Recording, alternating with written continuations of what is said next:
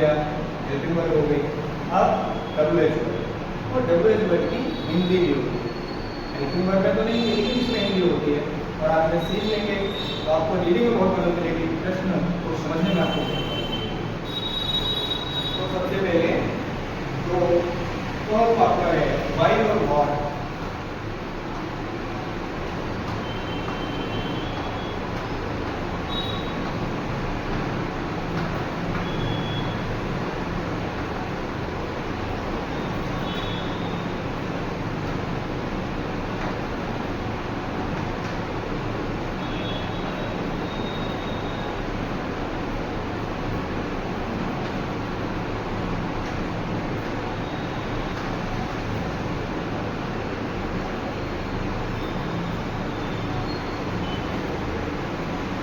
why, what, when, which, how much, how many, who, whom और where, वो हमने कहा छोड़ दिया। ठीक है, तो where यहाँ पर,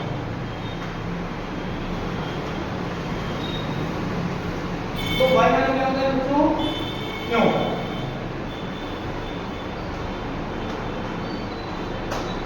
why माने होता है क्यों? Why do you not go to school? आप स्कूल क्यों नहीं जाते? What mean? क्या? ठीक, अक्सर आपने सुना होगा हमेशा ही What is your name? है ना? When माने कब?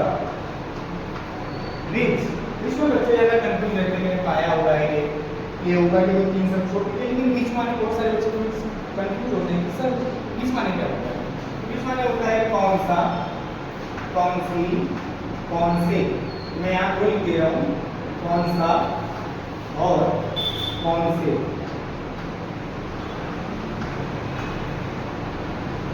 हाउ कैसा,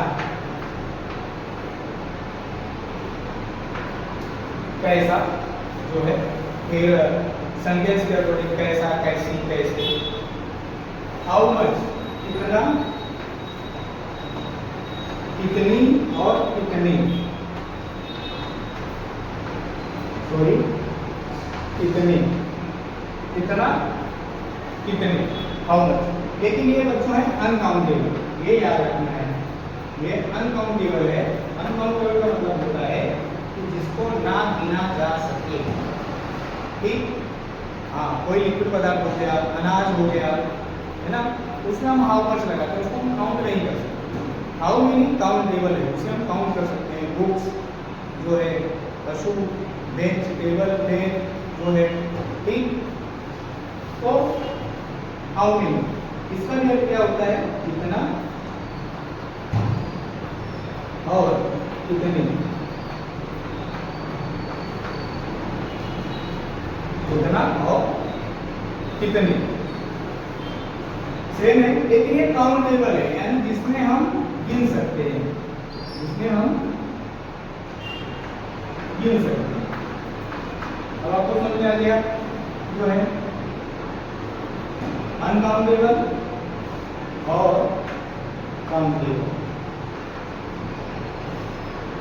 अब आते हैं हम लोग हु पे। हु माने कौन,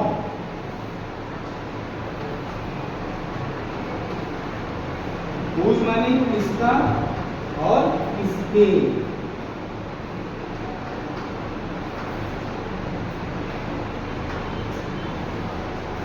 और whom माने किसे या किसको।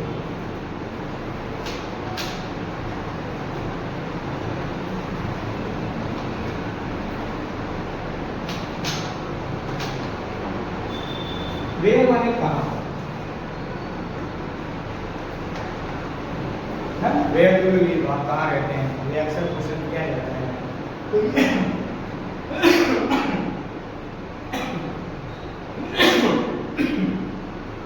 ये हमारे लैंग्वेज वर्ड है, यानी प्रश्नवाचक शब्द है, इनको आप अच्छे से याद कर लीजिए। ऐसे ही अभी 2-3 चीजें और बची हैं, मैं उनको आपको बताऊँ। इसमें बहुत सारे जो है स्टूडेंट्स के रिक्वायरमेंट थी कि सर एसएस और हिंदी पढ़नी जो है, अगर लेक्चर हो जाता वीडियो में जाता तो उसके बाद तो मेरी कोशिश रहेगी जो है कि 1 ही 2 दिन में मैं एसएस पर कोशिश करूँगा जो है, ठीक है। हाँ, तो एसएस का आपके लिए मैं लेक्चर अवेलेबल करा दूँगा। जो है हमारे एक सर हैं और वो जो है आपको एसएस पे लेक्चर करेंगे। मेरी कोशिश रहेगी मैं उनसे रिक्वेस्ट करूँगा।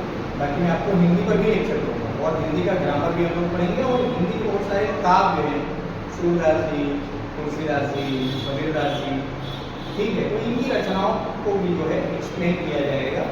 इनकी रचनाओं को अर्थ भी हम जो है समझेंगे और साथ में हिंदी का ग्रामर भी जो है। अभी इंग्लिश पे वर्क कर रहे हैं जो है कंटिन्यू, और इंग्लिश के कुछ मुख्य जो इम्पोर्टेंट चैप्टर हैं जैसे टेंस हो गया, पैसिव हो गया, नरेशन हो गया, बहुत सारे यूज हो गए हमारे जो है, ठीक है। तो अभी ये हम देखते हैं, आगे मेरी कोशिश रहेगी तो मैं जो है आपको और बेहतर से बेहतर दे सकूँ। तो ये हमारे डब्ल्यू वर्ड थे और मैं इसे आशा करता हूँ कि आपको आसानी हो रही होगी आपको समझने में, ये जो है आपको समझ में आ रहा होगा कि हाँ ठीक है ये डब्ल्यू वर्ड है, वो है, वर्ड है, और इसके पहले आपने प्रोनाउंस लिखा। अब हम देखेंगे प्रीपोजिशन और कंजक्शन, और मैं आपको गारंटी देता हूँ ये जो 5 चीज़ें हैं उनको आप याद कर लीजिए, रीडिंग में आपको बहुत बहुत मदद मिलेगी। और इसके अलावा भी मैं और भी वीडियो बनाऊँगा जिसमें हम लोग सेंटेंस बनाना सीखेंगे। हालांकि इसमें बहुत सारी वीडियो ऑलरेडी हैं, लेकिन मेरी कोशिश ये रहेगी कि आपको और अच्छा सिखा दें। इस पर इसमें रिक्वायरमेंट थी कि figure of speech, figure of speech में सर आपको बोलना चाहिए। हालांकि लेट हो गया, जिस विद्यार्थी ने कहा था तो उसका एग्जाम हो गया और तो उसके लिए सॉरी, लेकिन फिगर ऑफ स्पीच पर भी वीडियो बनेगा। दरअसल मैं स्टेप बाई चलना चाह रहा हूँ कि एक चैप्टर, तो इसके बाद हम डिग्री देखेंगे, ये मेरा हो जाएगा, डिग्री देखेंगे और डिग्री के बाद फिर हम फिगर ऑफ स्पीच पर आ जाएंगे। टेंस, पैसिव, नरेशन, इनके बहुत सारे वीडियो अवेलेबल हैं और हेलो क्वेरी सर चैनल को आप हेल्प कीजिए जो है और उसको देखिए, मेरे साथ जुड़िए, आप इंग्लिश में अच्छा परफॉर्म कर पाएंगे, ये मेरी जिम्मेदारी है और उससे जुड़ा रहना ये आपकी जिम्मेदारी है।